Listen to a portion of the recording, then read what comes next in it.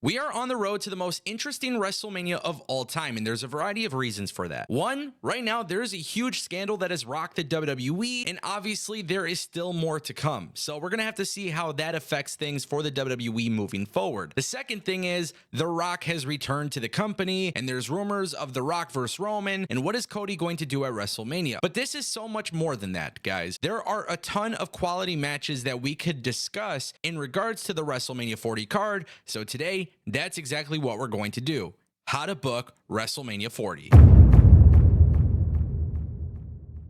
Now, we learned today that WrestleMania 40 will start a little bit earlier than normal. So I'm going to assume this is because WWE is trying to get more matches on the card. Instead of starting at 8 p.m., WrestleMania will begin at 7 p.m. with a kickoff show that begins at 5 p.m. Eastern Standard Time. In order for this to be a successful pay-per-view, we cannot have 10-15 matches each night. So WWE is going to have to divide it by 6 and 6. This is going to include 9 championship matches and 3 regular matches. And now, because we know that CM Punk will not be working WrestleMania 40, WWE is going to have to think of a plan B for the night 1 main event. And the way to do this, Rhea Ripley defending her World Championship belt against Becky Lynch. These are two of the biggest stars in the WWE women's division, and they are both incredibly gifted, athletically great, and of course, they can tell a great story in and out of the ring. So this match will have the aura that is deserving of a WrestleMania Night 1 main event. The co-main event for Night 1 should actually be the Intercontinental Heavyweight Championship of the world. Why did I say that? Because that's what Gunther calls it, and Gunther deserves to be in the spotlight. So for WrestleMania Night 1 co-main event, Gunther versus Chad Gable Intercontinental Championship. We have enough time for a big enough build, and there's the history there between Chad Gable and Gunther, and this is arguably going to be match of the night, or at least a contender for it. Now, of course, because it is night 1 of WrestleMania, we're going to need a massive triple threat match for the World Heavyweight Championship. So in this particular situation, I'm going to put Drew McIntyre versus Seth Rollins versus Sami Zayn for the world title. And this one truly excites me because all 3 of these guys would absolutely have a banger. But of course, we got to get more matches on the card, and the best way to do this is by having multi-person matches. So I want to do a 6-way showcase match between Andrade versus Big Bronson Reed versus Ivar versus Ricochet versus Kofi Kingston. And if you're the WWE, what you could do in this particular situation is that you can have the winner challenge the Intercontinental Champion at any time that they want. But obviously, it's not Money in the Bank, so they can't just cash in randomly. But any episode of Raw that they want to wrestle for the title, they can choose the time and the time and place. With that being said, we got to also factor in the tag team championship belts. Now, prior to WrestleMania 40, my prediction is that Judgment Day will at least have dropped the Raw tag team titles, and therefore DIY will go into WrestleMania 40 defending the tag titles in a fatal 4-way match against Awesome Truth, Imperium, Creed Brothers, and that right there, ladies and gentlemen, is very reminiscent of some really cool NXT TakeOver stuff with the addition of R-Truth and The Miz, which I'm sure could actually have some comedy involved. Of course, night 1 has to have Jimmy Uso versus Jey Uso. We could definitely not forget about that. And then, of course, we got to have a women tag team match as well for the tag titles. So I'm going to have Kabuki Warriors go into WrestleMania, defend their belts against Katana Chance and Kaden Carter, Piper Niven, Chelsea Green, and then, of course, the Unholy Union. These are the teams currently on TV that are battling it out. Tegan Nox and Natalya might be breaking up. So obviously this would be a good chance to get some new faces in front of a WrestleMania crowd. And the cool thing is all of these women will be able to do some very fun stuff. Keep in mind that is 6 matches for night 1. And then, of course, we are going to do a battle royal on the kickoff show.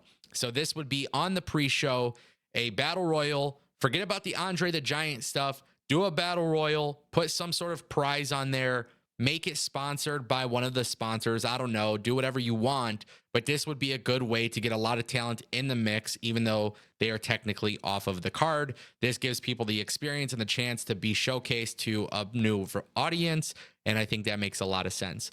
Now going on to night 2, we have LA Knight versus Kevin Owens versus Grayson Waller versus Santos Escobar versus Logan Paul versus Dragon Lee.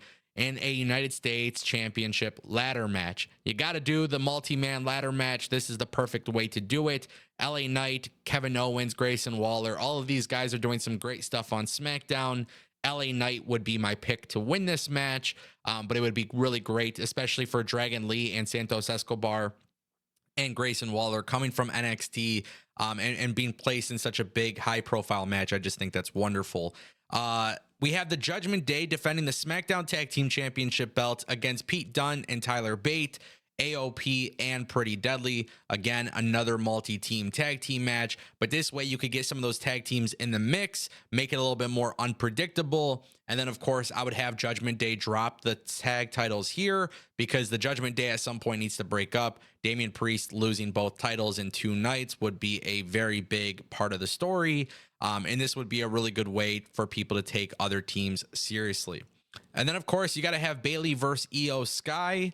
And then you got to find a massive singles match for Bianca Belair. But because there's not another title in line at this particular situation, and you still want Bianca Belair on WrestleMania, you're going to have her go out there and do a singles match with Naomi, because that will be electrifying.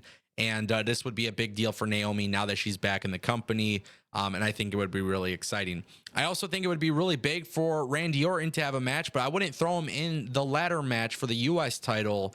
So what I would do here is a feel-good nostalgia moment and have Randy Orton versus John Cena at WrestleMania 40. Both of these guys are incredible. Obviously, a long history there. And these are 2 familiar faces for the very casual audience that tunes into WrestleMania. So that would be very fun as well. And then, of course, Cody Rhodes versus Roman Reigns to main event the show. Now, with that being said, it's really important that WrestleMania 40 also has a big battle royal for the women on the kickoff show. So night 2, the women should have a battle royal. Again, same stipulation as the men. But in this particular case, I think if you're the WWE, I think this would be a good time to have an NXT talent actually win the battle royal and call their shot. And who else would be better than Tiffany Stratton?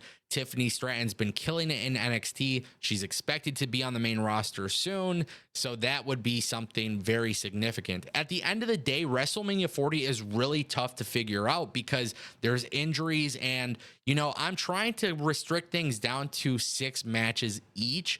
And I'm trying to get as much people as possible on the card. But I think this WrestleMania does 2 things very well. The card that I've proposed here is a card that gets as much talent featured as possible, which is a huge, huge thing that they have to do. There's also a lot of newer faces on this card. But also I'm looking at it from a chemistry standpoint where talent could get involved in this match and actually have good matches.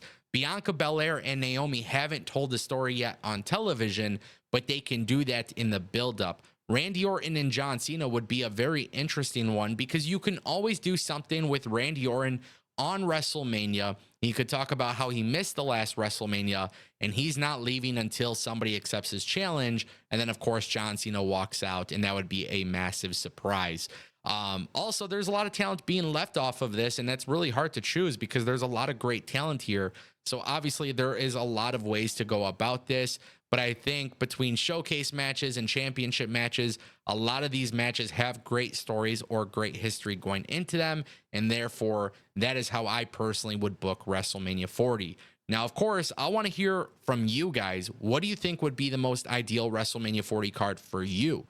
Drop a comment down below and let me know.